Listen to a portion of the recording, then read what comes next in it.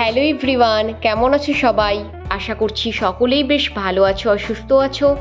আমি একদমই ভালো নেই। 4-5 দিন হলো মায়ের জ্বর হয়েছে, শরীরটা খুব খারাপ, কিছুই কাজ করতে পারছে না। আর মায়ের সাথে থাকতে থাকতে আমারও জ্বর, সর্দি, কাশি সব কিছুই হয়ে গেছে। এখন মায়ের জ্বরটা একটু ভালো হয়েছে, কিন্তু জ্বর হওয়ার পর শরীরে যে উইকনেস থাকে সেটা তো রয়েই গেছে। তাই ভাবছি আজকে দুপুরের সামান্য কিছু রান্নাবান্না হবে, সেই সব কিছু আমি একা হাতেই করব। আর জানলায় বেশিক্ষণ দাঁড়িয়ে না থেকে চলো তাহলে এবার রান্নাঘরের দিকে যাই। আজকে ভাবছি মাছের মাথা দিয়ে পাঁচমিশালি চচ্চড়ি করব। কুমড়ো, আলু, বরবটি কেটে নিয়েছি। সবজিগুলো দিয়ে একটুক্ষণ নাড়াচাড়া করে নুন অ্যাড করে তারপরে চাপা দিয়ে সবজিগুলো সেদ্ধ করে নিচ্ছি। সবজিগুলো সেদ্ধ হোক, চলো তারই ফাঁকে একটু চট করে ফলটা খেয়ে নিই। আমি যখন জাপানে থাকতাম সেই সময় ওখানে তরমুজ পাওয়া যেত, কিন্তু তরমুজের ওখানে অনেক দাম। তার থেকে তো ইন্ডিয়াতে তরমুজ অনেকই সস্তা। আর তরমুজ খেতে আমি বেশ ভালোবাসি, তাই বাড়ি আসার পর আমি যা যা ফল খেতে পেতাম না ওখানে, মা সেই সব ফল এনে দিয়েছে আমাকে। গরমকালের দিকে তরমুজগুলো একটু বেশি মিষ্টি হয়। আর এখন যেহেতু গরম অনেকটাই কমে গেছে, বর্ষাকাল পড়ে গেছে, তাই তরমুজটা অতটা মিষ্টি না হলেও মোটামুটি মিষ্টি ছিল। অনেক দিন পর নিজের বাড়িতে এসে কি যে আলাদা তৃপ্তি, কি বলবো। নিজের বাড়ির মতো সুখ কোথাও পাওয়া যায় না।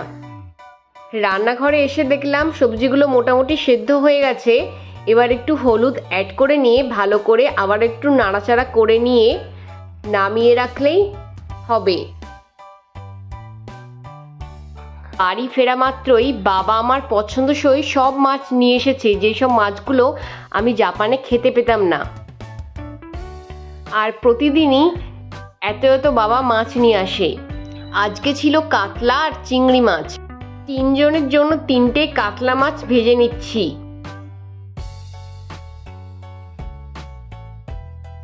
কড়াই বসিয়ে নিয়ে ওই কড়াইয়ের মধ্যে তেল, গোটা জিরে, পেঁয়াজ, টমেটো অ্যাড করে নাড়াচাড়া করে নিচ্ছি। আর দিলাম পরিমাণ মতো নুন, জিরে গুঁড়ো আর একটু আদা বাটা। তারপর চাপা দিয়ে সব কিছুকে একটুক্ষণ রান্না হতে দেব। টমেটোটা সফট হয়ে গেছে, এবার কাতলা মাছের মাথা অ্যাড করে ভালো করে সব কিছুর সাথে একটু মিশিয়ে নিচ্ছি।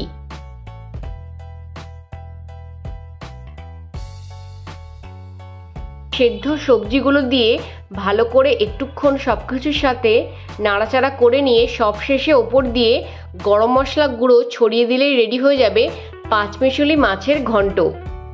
শুধু এই তরকারিটা হলেই আমার ভাত খাওয়া হয়ে যায়। এটা আমি খুব ভালোবাসি খেতে, আর মা বাবারও আমার হাতের এই রান্নাটা খুব পছন্দ করে।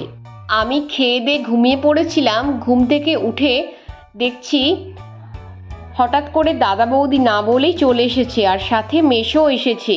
আর মায়ের থেকে জানতে পারলাম দাদা গেছিল দাদার মামা বাড়ি, ওখান থেকেই ফেরার পথে আমাকে না জানিয়ে সারপ্রাইজ দেওয়ার জন্য চলে এসেছে। তারপর রাতের ট্রেনে ওরা বাড়ি ফিরে যাবে।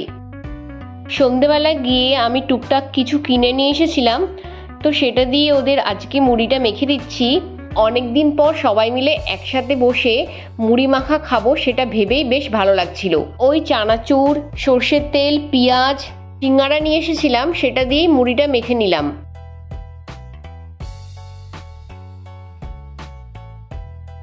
সবাই মিলে বসে মুড়ি খাওয়ার পর বেশ কিছুক্ষণ আড্ডা দিলাম। দিন পর সবার সাথে দেখা হয়ে বেশ ভালো লাগছিল। দাদার সাথে তো বহু বছর পর আমার দেখা হলো। ওদের ট্রেন রাত 8টায় ছিল। মা সবকিছু খাবার রেডি করে নিয়েছিল, তো সেটাই প্যাক করে দিচ্ছিল। ওরা রাতে বাড়ি গিয়েই ডিনারটা সারবে। খুব ইচ্ছা হচ্ছিল বিরিয়ানি নিয়ে এসে দাদাদের খাওয়াই, কিন্তু বৌদি আবার বিরিয়ানি খায় না। সেই জন্য বাড়িতেই ঘরোয়াভাবে ডাল, কুমড়োর ছক্কা আর মিষ্টি নিয়ে এসেছিলাম, সেটাই প্যাক করে দিলাম।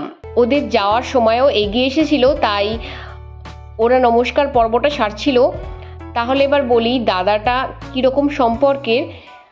আমার মায়ের ছোটবেলার বান্ধবীর ছেলে, আর দাদার বাড়ি হলদিয়াতে। এদের সাথে আমাদের খুবই ঘনিষ্ঠ এক প্রকার সম্পর্ক, যেটা আজীবন কাল ধরে আছে, থাকবে সারা জীবন, এটাই মনে করি। এর ব্লগটা এখানের মতো শেষ করি। ভালো লাগলে অবশ্যই লাইক করো, চ্যানেলে নতুন এসে থাকলে চ্যানেলটা অবশ্যই সাবস্ক্রাইব করে নিও। দেখা হচ্ছে তোমাদের সকলের সাথে নেক্সট ভিডিওতে খুব তাড়াতাড়ি। টাটা।